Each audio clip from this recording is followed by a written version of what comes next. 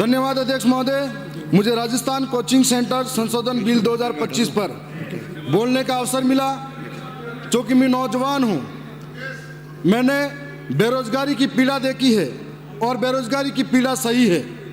एक बेरोजगार, और सबसे बड़ी बात, मैं दक्षिणी राजस्थान के उस इलाके से आता हूं जहां पर मूलभूत सुविधाओं का अभाव है और उसके आंखों में अगर सपने हो बड़ा कुछ करने का, तो कोचिंग के बारे में किस तरीके का सोच सकता हो। जो बिल आया, मैं इस बिल को पढ़ा। इस बिल को पढ़ने के बाद में मैं अपनी गहरी आपत्तियां और आलोचनाएं दर्ज करवाना चाहता हूं। मैं इस बिल के अंदर जो माननीय पूर्व के सदस्यों ने कहा था उम्र की सीमा के बारे में, एक तरफ डबल इंजन की सरकार ये कहते हैं, दूसरी तरफ केंद्र की सरकार की बातें इसमें लागू नहीं करने की बात करते हैं। जहां पर केंद्र की सरकार कहती है कि 16 साल से कम बच्चा होगा जिसको कोचिंग सेंटर के अंदर पढ़ाया नहीं जाएगा, दूसरी ओर इनकी सरकार के अंदर 14 से 15 वर्ष के बच्चे को भी कोचिंग में दाखिला करवाया जाएगा। ऐसे बच्चे जो इस अपने आप को समझ नहीं पा रहे हैं, वो भी अगर कोचिंग में जाएंगे तो उनकी मानसिक दबाव कितना हो सकता है, ये सोचने और विचार करने की बात है। दूसरी ओर जहां पर जुर्माने की बात थी, तो जुर्माने की बात थी, पिछले ड्राफ्ट में उल्लंघन था कि 2 लाख से अधिक जुर्माना वसूल किया जाएगा, लेकिन इस बिल में, संशोधित बिल में इसे घटाकर मात्र 50,000 जुर्माना किया गया। प्रश्न यह है कि क्या इतने बड़े कोचिंग उद्योग जो कोटा में हर साल सालाना 60,000 करोड़ रुपए कमाते हैं, वो 50,000 जुर्माना आसानी से दे पाएगा कि नहीं दे पाएगा। सवाल यह है, जो छूट के प्रावधान थे, पहले 50 से अधिक छात्रों वाले कोचिंग संस्थान पंजीकरण के दायरे में थे, अब 100 से अधिक छात्रों के कोचिंग वाले पंजीकरण के दायरे में आ गए हैं। तो ये इसका सीधा मतलब है कि सैकड़ों छोटे छोटे कोचिंग सेंटर जहां नियमों का सबसे बड़ा उल्लंघन होता है, वे पूरी तरह से इन कानून के बाहर हो जाएंगे। और राज्य सरकार ने कोचिंग संस्थानों से मिलकर बड़ी ही चालाकी से साथ बड़े और छोटे कोचिंग संस्थानों से 100 से कम छात्रों का पंजीकरण कराया। राजस्थान हाई कोर्ट ने जुलाई, सर सबसे लास्ट में तक बोलने का अवसर दिया।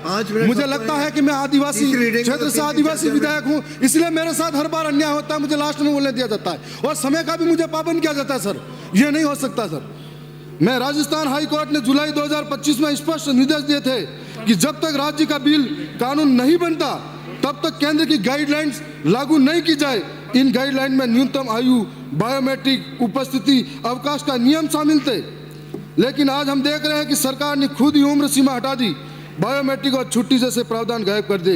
क्या यह सीधे सीधे हाईकोर्ट के निर्देशों की अवहेलना नहीं है? छात्र आत्महत्या और मानसिक स्थिति, जो कोटा और अन्य शहरों में छात्रों की आत्महत्या हो रही है, केंद्र की तुलना में इस बिल के मामले में केंद्र 16 वर्ष के कम आयु पर रोक लगा रहा है, राजस्थान आयु सीमा हटा रहा है।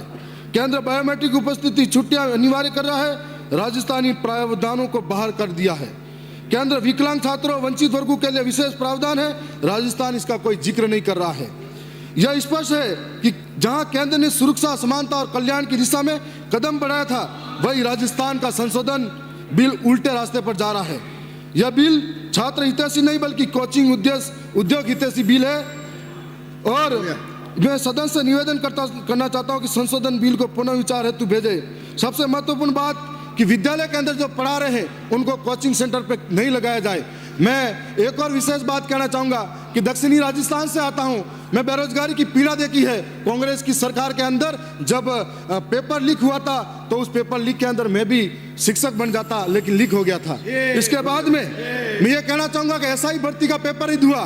एसआई भर्ती का पेपर रद्द होने के बाद में, माननीय अध्यक्ष महोदय 1 मिनट के अंदर खत्म कर रहा हूँ कि उस पेपर रद्द होने के 1 मिनट में, माननीय अध्यक्ष महोदय, एसआई भर्ती के अंदर बेईमानों की फौज में ईमानदार मारा गया, बेईमानी की फौज में ईमानदार मारा गया। दोनों सरकारों ने बयान दिए कि यहाँ पर चोरों को पकड़ेंगे, मगरमच्छों को पकड़ेंगे, आरपीएससी को बंद करेंगे, लेकिन आज वो चोर और मगरमच्छ तो उनकी बगल में, उनके बंगलों में घूम रहे हैं और उनकी ऑफिसों में घूम रहे हैं, और आज उसकी वजह से ईमानदार मारा गया। हमारे जैसे लोग 5-5 साल तक महंगी फीस चुकाने के लिए कोचिंग में आते हैं, वो लोग खेत गिरवे रहे।